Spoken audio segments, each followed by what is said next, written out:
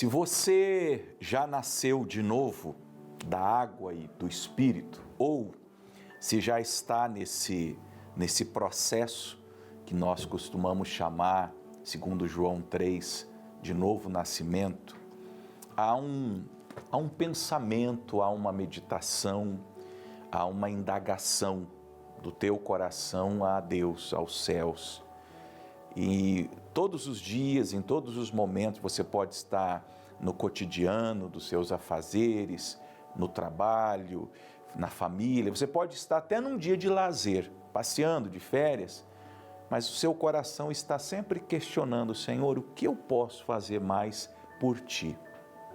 Uma pessoa que nasceu de novo, repito, ou que está no processo do novo nascimento, ela tem dentro de si esse indício de querer agradar a Deus, de querer servir a Deus. Ela olha as coisas desse mundo, começa a contemplar a vida no espírito de Eclesiastes. Ela começa a ponderar sobre tudo que as pessoas fazem, entretenimentos, os prazeres dessa vida. Eu não vou entrar nem na questão do pecado, das coisas pecaminosas, nas coisas que as pessoas costumam as coisas que as pessoas costumam se dar no dia a dia, e elas vão meio que perdendo o sentido, sabe? Por quê? Porque há um desejo de servir a Deus. E essas perguntas vão como que brotando na alma, no coração: Senhor, o que eu posso fazer por Ti, pela obra, pela causa do Evangelho, pelo Teu reino? Como que a minha vida será mais útil? A gente pondera sobre até a idade que temos. Eu particularmente fico pensando: meu Deus, eu já vivi tantos anos, eu tenho para mim, se as coisas concorrerem naturalmente, eu já passei a metade da minha vida. Me proponho, se Deus me permitir, acho que uma idade boa, uma idade que seria ideal para um ser humano viver, acho que 80 anos aí já está de bom tamanho. Não sei quem vai mais. Eu tive a mãe do meu pai e a mãe da minha mãe, avó materna e paternas, avós materna e paterna, que viveram até os 92. Então, mas se eu chegar aos 80, admito, e para mim já está de bom tamanho. Sendo assim, se for assim, se isso ocorrer assim, pode ser que eu vá antes, mas eu já passei da metade da caminhada. E aí? Tenho pouco tempo para servir a Deus. Não tenho muito tempo mais, não tenho mais a minha juventude, o vigor da juventude. Aqueles anos quando eu não tinha nem tantas atribuições como de marido, de pai, e que eu tinha 24 horas por dia livre, eu podia dormir num colchão, no chão. Eu que comecei muito cedo dentro da igreja, na obra, no ministério, então nós dormíamos. Eu lembro os jovens que começaram comigo no ministério, alguns desses já nem estão mais entre nós, mas nós dormíamos no chão. Passávamos as madrugadas evangelizando. Eu lembro de subir aqui no Largo da Ordem, para quem conhece em Curitiba, nas madrugadas para evangelizar.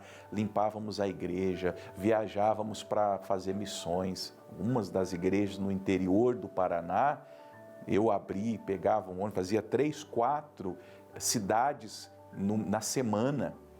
Pregava num dia, na outra, no outro dia, numa outra 2 ou 3 vezes na semana, voltava para uma sede regional, ajudava o pastor ali nos cultos dominicais. Então, assim, foi muito trabalho e ainda há muito que se fazer. Mas como fazer isso? Como servir mais? Eu estou falando do ponto de vista, claro, de quem tem um chamado de ministério integral. Mas e você, no seu cotidiano, no seu dia a dia, você marido, pai, irmão, senhora esposa, mãe e dona de casa, ou que tenha uma carreira, que tenha uma profissão, tem uma empresa, tem um negócio, ou trabalha para alguém, como servir a Deus nesse contexto todo? O profeta Miqueias, vamos abrir em Miqueias, no capítulo 6, o Miqueias está falando sobre isso. E ele começa uma conversa com Deus. Nós vamos ler do 6 ao 8, Miqueias, capítulo 6, do versículo 6 ao 8. Ele faz um questionamento a Deus, ele mesmo apresenta algumas respostas indagando ao mesmo tempo que ele vai respondendo, ele já sabe a resposta e ele está, na verdade, percebendo que não é o que Deus quer, até que Deus entra na conversa e revela a ele, e ao mesmo tempo revela a nós o que espera de cada um de nós. Olha só a indagação dele, veja se não é parecida com a sua. Com que me apresentarei ao Senhor e me inclinarei ante o Deus Altíssimo? Veja que essa é uma reflexão de uma pessoa convertida, de uma pessoa que quer agradar a Deus, de uma pessoa que quer servir a Deus, de uma pessoa que apresenta sua vida, sua existência útil diante de Deus, que tem consciência que nasceu para viver para Deus, que sabe que foi chamada na existência para ser útil à causa do Evangelho. Que tudo que pensa, que tudo que sente, que tudo que é, que tudo que se propõe a fazer não tem a ver consigo mesmo mais. Se você só pensa em si, se você só pensa no ventre, se você só pensa nas coisas dessa vida, com toda a franqueza eu vou dizer, você ainda não nasceu de novo. Talvez, como eu falei mais cedo, esteja num processo. Por isso que você tem algum lampejo de vontade, de desejo de servir a Deus. Mas não é uma coisa que te domina, não é uma coisa que te consome. Não é como Jesus disse, a minha comida é fazer a vontade daquele que me enviou e realizar a sua obra. Você ainda não tem aquele apetite. Você tem, como mencionei, lampejos. De vez em quando esse pensamento te ocorre. Agora, alguém como Miqueias, e eu espero que você seja alguém como Miqueias nesse sentido, ele está perguntando, meu Deus, como que eu vou me apresentar? Ele está falando da vida dele, da existência dele. Com o que me apresentarei ao Senhor e me inclinarei ante o Deus Altíssimo? O que a minha vida pode fazer de melhor para Deus? O que eu posso fazer de útil a Deus, ao reino, à causa de Deus, ao meu próximo? Porque servir a Deus é servir o próximo, amar a Deus é amar o próximo, ser útil a Deus é ser útil ao próximo. Aí ele ficou indagando, olha que interessante, ele, naquele espírito de uma teologia que muitas vezes trata Deus como Baal, como um Deus pagão, as pessoas no espírito de quererem comprar Deus, porque o que acontece é esse espírito de compra, né? Eu compro, é como acontece, um exemplo, um pai que não é presente na criação dos filhos e que tem muito dinheiro. Então ele dá iPhone, ele dá tênis caro, ele dá boa mesada, mas ele não é presente, ele não está presente com os filhos no crescimento deles, nas necessidades, nas lutas cotidianas que os filhos têm, nas questões da existência. Mas ele fica se congratulando, não, mas eu dou o melhor, eu trabalho, eu faço o melhor pelos meus filhos. Nesse espírito que o Miqueias se indaga, será que Deus quer algum tipo de pagamento? Ele diz, virei perante ele com holocaustos, com bezerros de 1 ano, agradar-se-á. Ele estava pensando, será que Deus vai ficar feliz de milhares de carneiros, 10.000 ribeiros de azeite, darei o meu primogênito pela minha transgressão, o fruto do meu ventre pelo pecado da minha alma? Será que se eu fizer um grande sacrifício, será que se eu fizer uma grande oferta para a igreja, um grande pagamento, será que se eu for o maior dizimista da igreja, e aí tem gente que pensa assim, não, eu vou trabalhar, eu vou ganhar muito dinheiro, eu vou ser a coluna da igreja e vou ajudar a igreja de Deus com bons dízimos, com boas ofertas. Mas será que é o que Deus pede? Como nesse exemplo que eu dei há pouco, será que o que um filho quer de um pai é dinheiro, é iPhone, é tênis caro, ou ele quer a presença desse pai?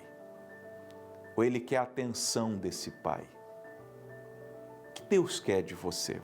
Não chegamos ainda na parte que o próprio Deus se apresenta, mas o que Deus quer de você? Pode ser sim, que de alguns Ele queira, e dentro do propósito, é Deus que nos estabelece no seu propósito, é Ele que nos fez pedras espirituais e nos coloca no seu templo, cada qual conforme sua vontade. Pode ser que Deus queira sim, que você seja uma coluna da casa dele, um grande mantenedor das missões, dos templos. Você é uma pessoa que vai construir igrejas, mas pode ser que, como aconteceu com o jovem rico, Deus manda você abandonar tudo e abrir mão de tudo e segui-lo. Ser um missionário, um evangelista, um pregador de boas novas. Talvez Deus te queira servindo Ele no hospital, como um médico, ou como um enfermeiro, ou como um capelão. Pode ser que Deus queira você entre os presos. Vá lá pregar o evangelho entre os encarcerados. Talvez Deus te queira na política. Quem sabe se levantará nesse país um presidente cristão, não evangélico, um presidente cristão, um presidente salvo, genuinamente salvo pela graça de Deus. Sei. Talvez Deus te queira, senhora, como Susana Wesley, e vocês depois entrem nos Googles da vida e coloquem lá a biografia de Dona Susana Wesley, a mãe de John e Carlos Wesley. Talvez Deus te queira uma mãe de filhos, uma alegre mãe de filhos. Que ministério glorioso uma mulher ser feita, só isso, entre aspas, uma alegre mãe de filhos. E a senhora se preparar para ensinar os seus filhos a servirem a Deus, como fez Dona Susana Wesley. Não sei. Aí eu não posso dizer, eu não sou Deus, eu nem conheço vocês, a maioria de vocês. Eu estou tentando descobrir ainda o meu propósito, o meu chamado. Eu estou como Miqueias perguntando, com o que me apresentarei ao Senhor? Essa foi a minha oração da madrugada. Hoje, quando eu acordei, eu olhei o relógio, 3h26 da manhã. Foi a hora que eu despertei e me levantei para mais um dia. 3h26 da manhã e a minha oração. Com que me apresentarei ao Senhor? Eu estou aqui, como eu falo sempre, eu sou e estou pastor. Se não for mais isso que Deus quiser de mim, eu tiro o paletó, tiro a minha gravata e vou fazer qualquer outra coisa. Não tenho nenhuma ambição que não seja aquela de estar no centro da vontade de Deus. Você cresce espiritualmente, você chega à constatação de que é maduro espiritual quando você já não tem mais ambição. Quando você pode dizer como Paulo, não vivo eu, mas Cristo vive em mim. E a vida que agora vivo na carne, vivo-a na fé do Filho de Deus, que morreu e se entregou por mim. Já não vive mais você já não tem mais uma aspiração sua.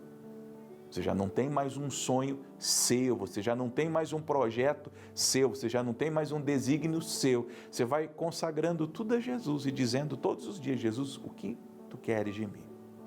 Bom, até que o plano, e eu espero que ele fique claro, evidente para você, que você se encontre em Deus e no plano de Deus e nos propósitos de Deus, mesmo que alguém não saiba o que fazer, como fazer, quando fazer, há coisas bem patentes que nós todos temos de fazer.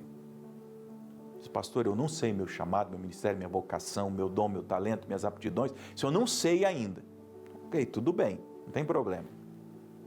Ele te declarou, ó homem, ou mulher, ser humano, homem e mulher, ele te declarou, ó homem, o que é bom. Nas Escrituras, nós já sabemos o que é bom, já nos foi declarado. Está escrito o que é bom e o que não é bom. Eu sei o que é bom pela palavra e eu não preciso dizer a você porque você sabe. O apóstolo João disse que chegaria o tempo, já chegou esse tempo, que nós não precisaríamos ensinar os nossos irmãos.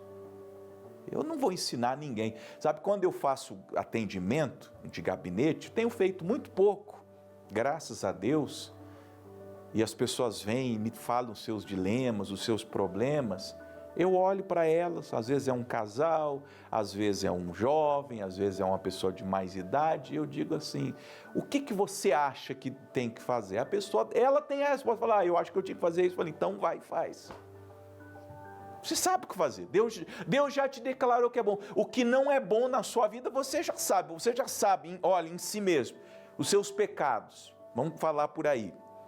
Você sabe quais são os seus pecados. Pastor, eu sou muito ansioso. Pastor, eu sou muito nervoso. Pastor, eu sou muito ansiosa, sou muito nervosa. Eu sou muito briguenta. Eu sou rancorosa. Eu sou uma pessoa ressentida, magoada, triste. Eu tenho um sentimento de injustiça. Você já sabe. Nós sabemos, todos nós sabemos. Davi disse, eu conheço os meus pecados. Meu pecado está sempre diante de mim. E por que nós sabemos? Porque o que é bom já nos foi declarado. Estou querendo largar minha mulher, pastor, o que o senhor acha? O problema é seu, mas você sabe o que tem que fazer. Não precisa perguntar, não, eu estou indo aqui no atendimento com o pastor, com a pastora, eles estão me falando, não se meta com esse pessoal não, eles vão, nem para eles deu certo, vai dar certo para você? Não é verdade? Você já sabe, o Senhor já te declarou o que é bom. Você sabe o que é bom, o que é certo, o que é honesto, o que é puro, o que é justo, o que é de boa fama, se há virtude, se há algum louvor, está dentro de você. Ele te declarou ao homem o que é bom. É bom perdoar, é bom amar, é bom servir, é bom ir à igreja, é bom orar. Você já sabe. Em contrapartida, se você já sabe o que é bom, você sabe o que é mal. Você sabe que não convém, você sabe que não tem a ver com a vida cristã, com o que Deus pede da sua vida. O que mais? Que é que o Senhor pede de ti, senão que? Número 1, pratiques a justiça. Eu gosto de pensar nesse texto e ligá-lo ao Sermão da Montanha. Mateus 5, 6 e 7. Como os estudiosos da Bíblia gostam de afirmar, e eu vou junto com eles, nisso eu concordo com eles, ali está a constituição do reino de Deus. Qualquer pessoa que pratique Mateus capítulo 5, capítulo 6, capítulo 7, está praticando a justiça. Começa com as bem-aventuranças, ele fala de oração, ele fala de jejum, ele fala de oferta, ele fala sobre os falsos profetas. É uma gama de assuntos. Ele fala de ansiedade, você que tem problema com ansiedade, você que tem problema com inquietação, você que se preocupa com o futuro, com roupa, com comida, com isso, está tudo ali. Então, sabe qual que é o meu conselho? E eu vou dar o conselho que eu pratico, eu não ouço falar algo que Cristo não tenha feito por mim, que eu não esteja fazendo por Cristo. Leia Mateus 5, 6, 7, todo santo dia. Vamos ali rapidinho, não precisa colocar na referência não, mas só para a gente passar mesmo aqui de passagem. Abrir Mateus 5, você tem ali do verso 1 ao verso 12, as bem-aventuranças, as beatitudes. Você tem ainda no capítulo 5, do 13 ao 16, sobre o que nós somos, os discípulos são sal da terra e a luz do mundo. Nós temos do 17 até o final, lá no versículo 48, o cumprimento da lei dos profetas, questões até como adultério, Jesus fala sobre isso, sobre perdoar um irmão. Você não deve, por exemplo, se você vier trazer tua oferta no versículo 23 e se lembrar que teu irmão tem alguma coisa contra ti, deixa a tua oferta no altar, vai se reconciliar com teu irmão. Olha que coisa séria, gente. Nada do que nós fazemos tem valor para Deus se nós não estivermos reconciliados com os nossos irmãos. Vai nem para o culto hoje, se você tiver com problema com alguém. Nem vai na igreja. Deus não vai nem olhar para a tua cara se você chegar na igreja aí com o coração ressentido, magoado. Nem vá para o culto. Vá para uma zona, mas não vá para a igreja. Porque pelo menos na zona você vai ter lá o diabo que vai te receber. Agora na igreja, o Senhor da igreja não vai te receber enquanto você não se reconciliar com o teu irmão. Isso é justiça. Aí nós temos no capítulo 6... tema da esmola, da oferta, da oração e do jejum, até o verso 18. Aí nós temos do 19 a questão da ansiedade, né? Da solicitude, da inquietação, das preocupações. Nós temos no capítulo 7 o hábito de não julgar os outros. Nós temos ainda a bondade de Deus, os dois caminhos, os falsos profetas, quem vai entrar no reino de Deus, os dois alicerces e a autoridade de Jesus na conclusão do sermão. Então, só vou voltar aqui para Miqueias, pratiques a justiça. Claro, leia a Bíblia inteira, mas se você examinar as Escrituras, se você ler Mateus 5, 6 e 7, praticar, você estará praticando a justiça. Então, ele te declarou o que é bom. O que é que o Senhor pede de ti, senão que pratiques a justiça?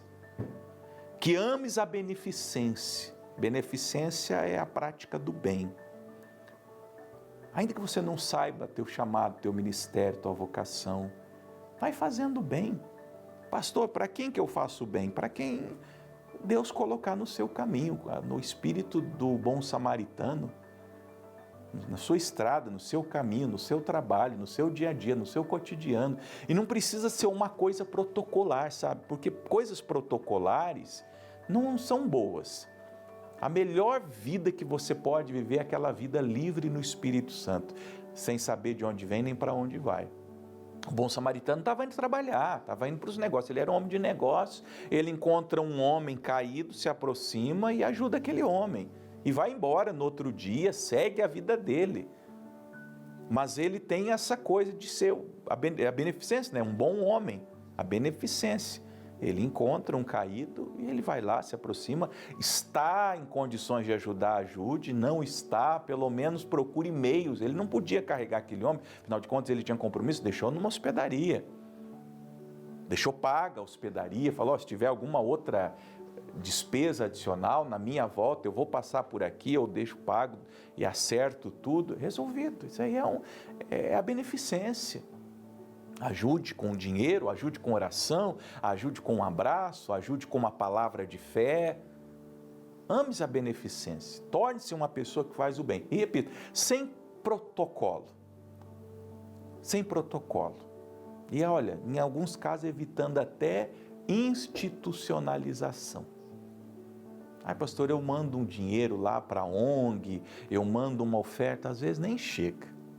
Acho que melhor é essa ajuda, sabe, direta, sem intermediário. A ajuda direta é a melhor ajuda que tem, aquela que você está indo na tua rota. Se todo mundo fizesse o bem, o mundo seria melhor. Então, já que nem todo mundo faz, ao menos você faça. Ames a beneficência e andes humildemente com teu Deus. O que Deus espera de mim? Humildade. Todo dia pedindo sabedoria, todo dia orando, todo dia me submetendo, todo dia me consagrando, todo dia colocando a minha vida nas mãos do Senhor. Andes humildemente com o teu Deus. Andar humildemente com Deus é acordar de manhã e perguntar, Senhor, o que queres que eu faça? O que queres da minha vida hoje? Me consagro a Ti, me dou a Ti, me coloco nas Tuas mãos. É isso que Deus pede de você. Consagra a sua vida a Deus. Deixe Ele mudar tudo o que precisa. Não seja tão duro, não seja tão dura a ponto de se fechar para Deus. Eu sou assim, não mudo. Não, você é assim, não deveria ser assim. Esse jeito de ser está atrapalhando sua vida. Você vai perder muito, você vai perder casamento, vai perder filhos, vai perder tantas coisas boas na vida, vai perder o plano de Deus, o propósito de Deus. Por isso que nós temos que ser humildes diante do Senhor e dizer: eis-me aqui, como Isaías, eu sou um homem de lábios impuros e habito no meio de um povo de impuros lábios. É com essa humildade que nós provocamos aquele anjo que vem com a brasa tirada do altar para tocar a nossa iniquidade, para nos libertar da nossa iniquidade e nos fazer agradáveis a Deus. Amém?